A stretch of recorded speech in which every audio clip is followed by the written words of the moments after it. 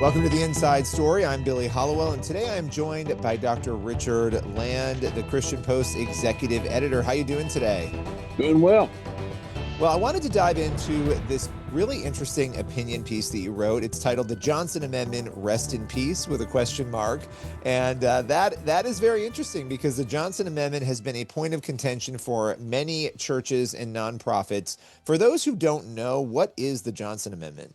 Well, the Johnson Amendment was was added to the tax code in 1954. Lyndon Johnson was in a really nasty, cactus nasty campaign for re-election to the Senate, and there was a fundamentalist preacher who was just tearing the hide off of Lyndon Johnson, just all over the state. And so he passed this amendment to the tax code that if churches endorsed candidates, they would lose their tax exempt status. And it's been used ever since then as a billy club to try to quiet Christian churches from expressing their opinions about political issues and political events. Every 4 years, they come out, saying, well, if you talk about these issues, if you seem to endorse candidates, then you're going to lose your tax exempt status. While at the same time, black churches were doing it all over the creation, and no one ever said a word. So there was a tremendous double standard. Yeah, well, this is it's a very interesting issue because it's showing up right now in a legal battle, National Religious Broadcasters versus Long. For those who are not paying attention to this legal battle, what is the backdrop of that? Well, this is an attempt by the NRB, and I think they've picked an excellent time to do it, to try to get the Johnson Amendment done away with. This will go to the Supreme Court, and right now, you probably have a more sympathetic Supreme Court to striking down the Johnson Amendment than you've had in my lifetime. Wow. So you think there's a very good chance this goes to the Supreme Court, that the Johnson Amendment could just be thrown out entirely? Yes, and I hope it is. But having said that, I don't think churches should go around endorsing candidates pell-mell and wholesale. As I said in my column, I believe that we ought to be looking for politicians who endorse us and parties who endorse us, rather than us endorsing parties.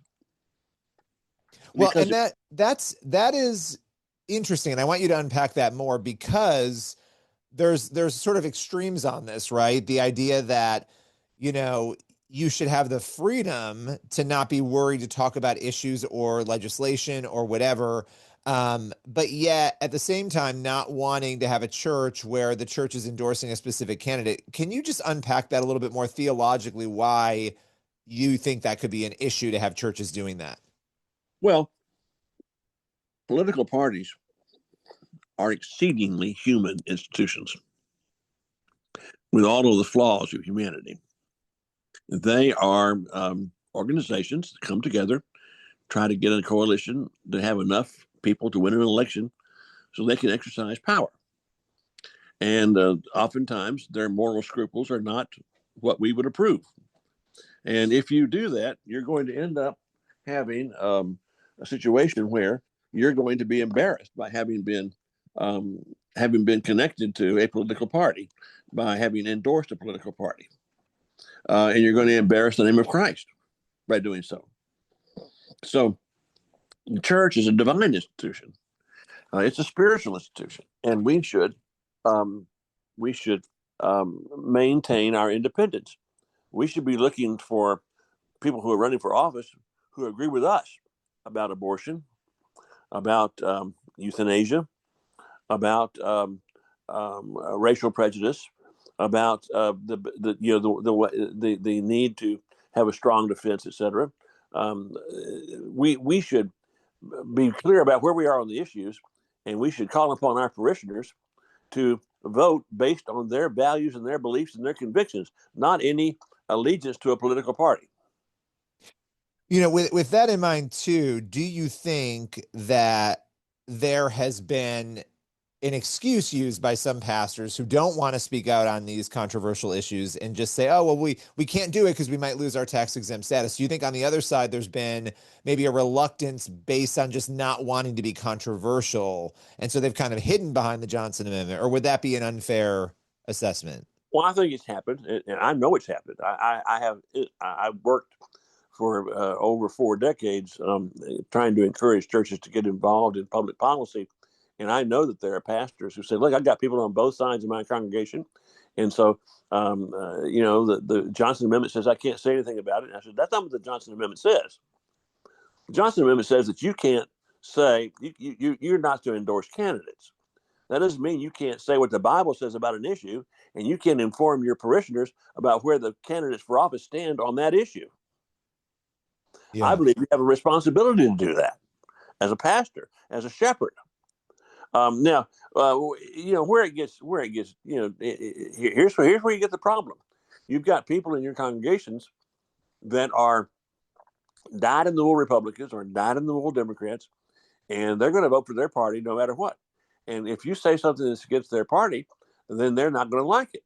I was interim pastor of a church in Tennessee back when Bill Clinton was president, and it was a church that was in a county where the county newspaper was called the So and So County Democrat.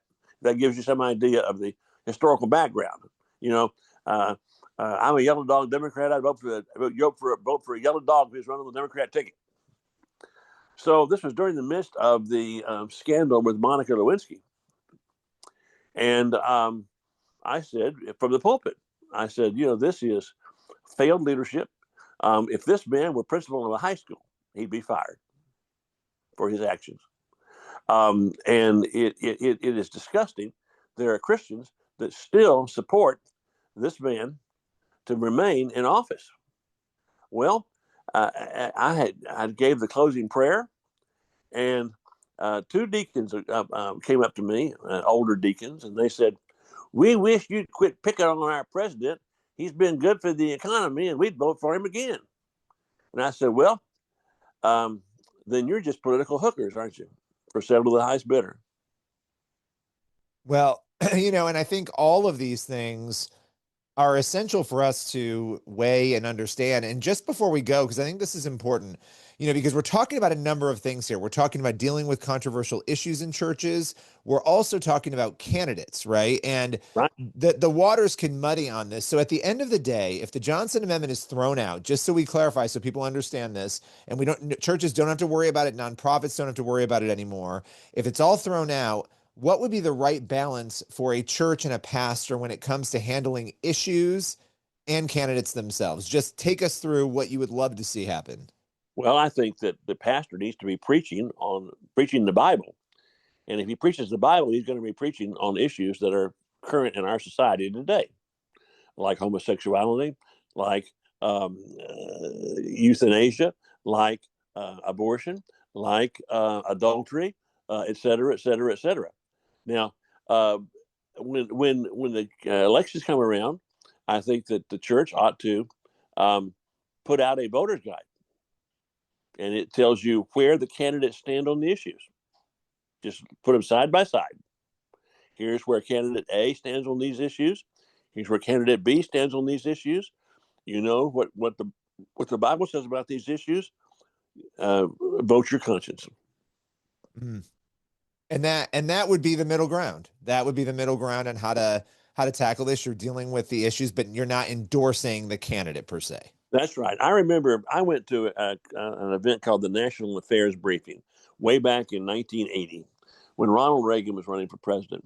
And he got up in front of a huge crowd and he said, "Well, I know that you can't endorse me, but I'm here to endorse you." And it brought down the house. I mean, he was saying, I believe what you believe. Mm. Yeah. Yeah. And this is important, especially in the times in which we live, for that moral clarity. Any final words of advice for pastors and churches as they watch this legal battle forge on? Well, don't make the perfect the enemy of the good. you're seldom going to find a perfect candidate. You're seldom going to find someone you agree with 100% of the time. But on some of these key issues, we just need to understand what the Bible says, and we need to vote accordingly. I mean, I'm never going to vote for a pro-choice candidate, ever. Now, there are some pro-life candidates I can't vote for because of other issues. But I could never vote for a pro-choice candidate, ever. Well, I appreciate you taking the time, breaking this all down. And it's, it's complicated, but really it's not at the end of the day. What you just described is the most important thing is it's not the government's business. That's why the Johnson Amendment needs to be taken out. The people of the church ought to decide what they're going to do, not the government. Yeah, absolutely. Well, I appreciate you taking the time, and everyone else, make sure you tune in next week for another episode of The Inside Story. In the meantime, you can head on over to christianpost.com for all the news you need to read. We'll see you next time.